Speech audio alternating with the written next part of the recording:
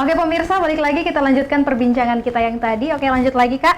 Nah, Kak Rosyid ini kan udah melakukan dakwah di Amerika, di Indonesia juga udah sering. Apakah ada provinsi yang belum Kak Rosyid ini kunjungi? Ya, alhamdulillah satu aja yang belum provinsi. Di mana tuh? Provinsi Sumatera. Sumatera. Sumatera. Kalau yang lain alhamdulillah udah semua tinggal Sumatera aja. Tinggal Sumatera aja. Karena mungkin belum rezekinya ke sana.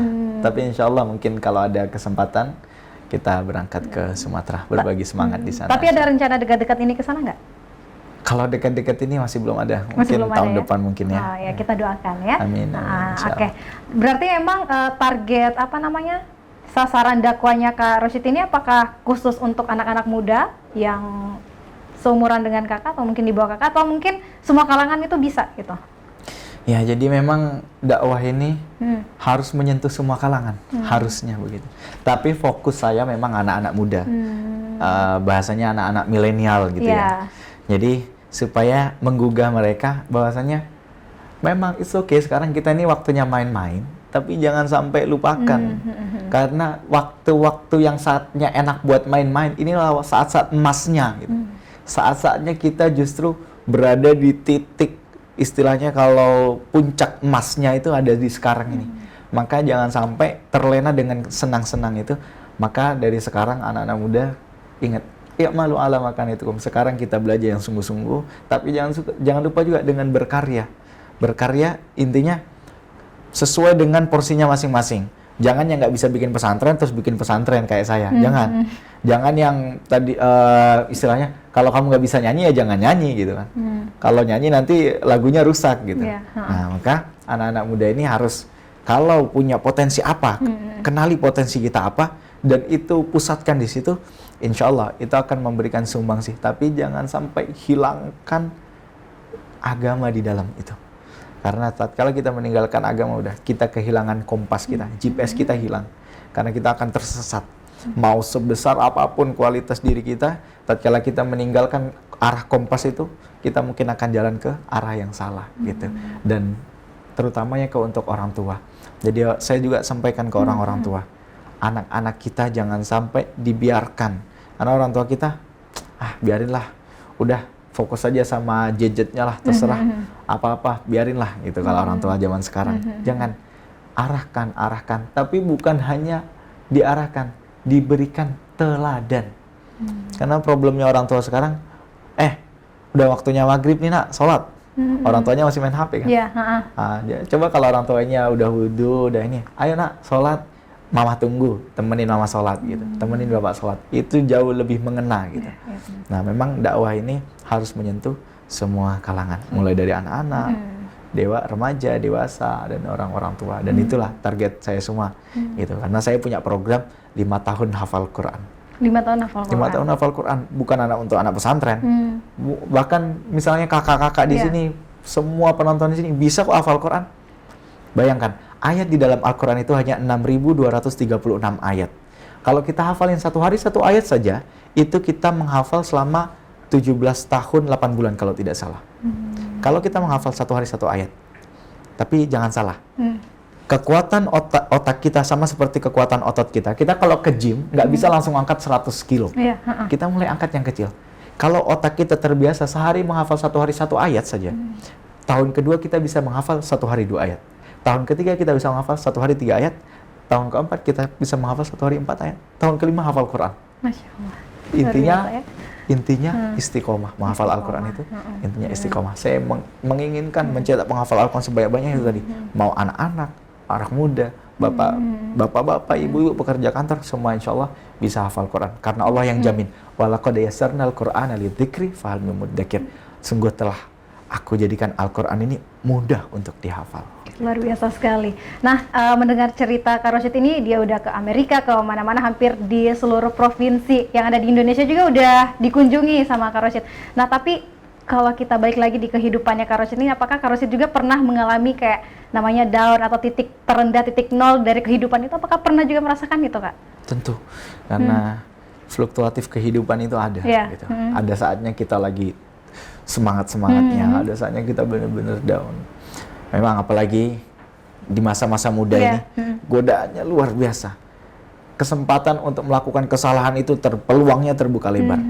Tapi saya selalu sampaikan kepada teman-teman semua bahwasanya kita ini, Allah katakan orang-orang yang bertakwa itu bukan orang-orang yang nggak pernah salah, bukan orang-orang yang nggak pernah melakukan keburukan. Enggak.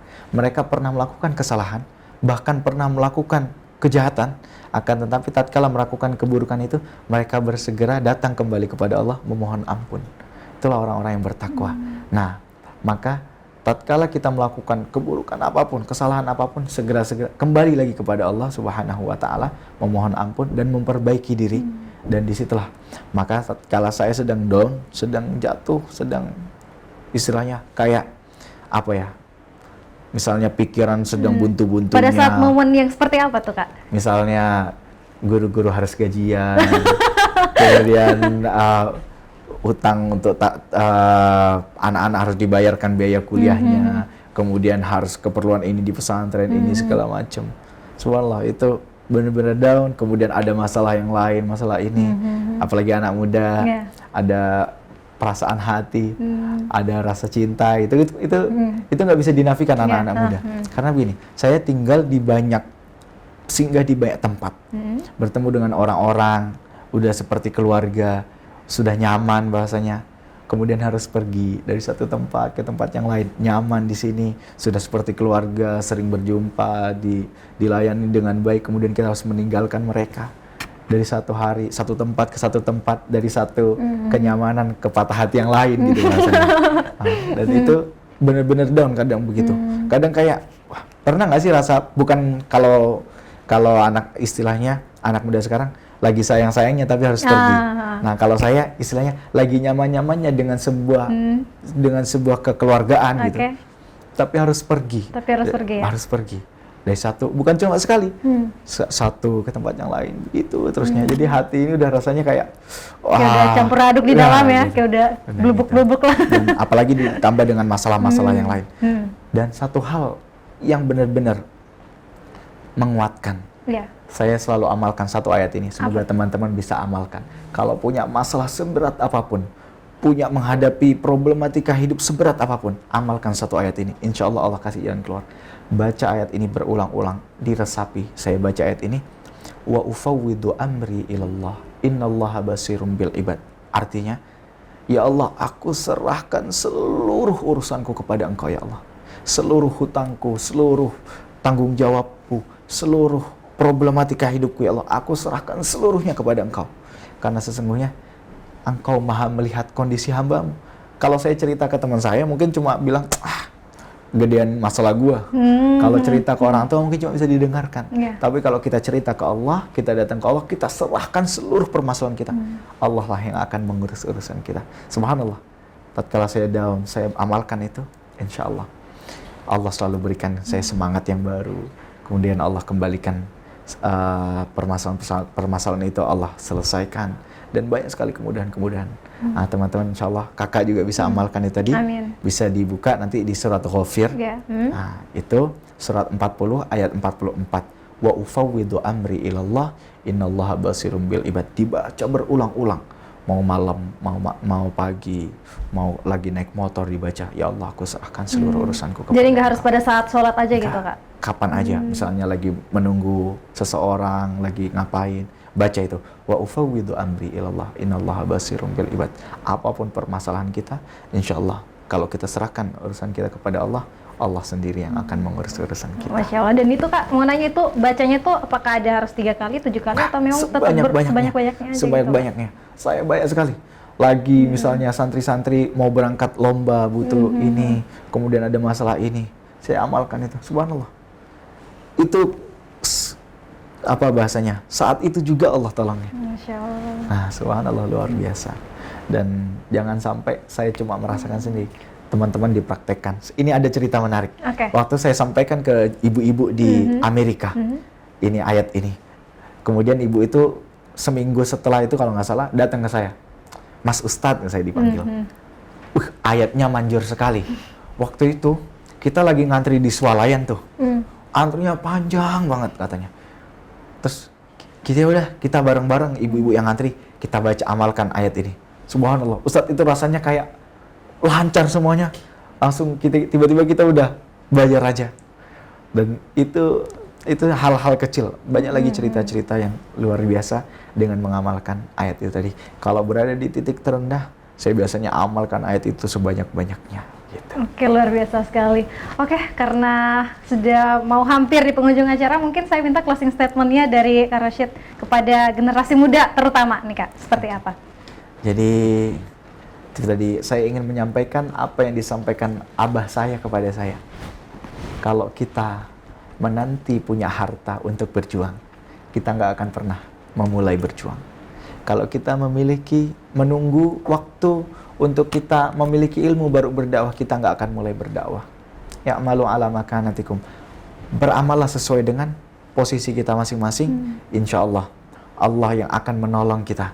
Jadi sekarang apa yang bisa kita lakukan untuk orang-orang sekitar kita, untuk agama kita, untuk bangsa dan negara kita, kita lakukan dari sekarang. Sembari kita tetap menuntut ilmu, mencari rizki, dan melakukan apapun yang bisa kita lakukan. Insya Allah, kalau kita lakukan itu dari sekarang, nggak perlu menunggu waktu. Pertolongan-pertolongan Allah akan diberikan kepada kita semua. Masya Allah, luar biasa sekali. Boleh kali kita beli aplaus untuk tamu kita hari ini, luar biasa sekali ya, pemirsa yang ada di rumah. Dan memang ya, buat teman-teman yang ada di rumah, boleh ya ngejar karir, tapi jangan lupa yang di atas ya Kak ya, luar biasa. Oke, teman-teman di rumah, tidak terasa sudah 1 jam saya menemani Anda. Akhirnya saya Adriana Nur Fatihah beserta kru yang bertugas pamit undur diri. Wassalamualaikum warahmatullahi wabarakatuh dan sampai jumpa.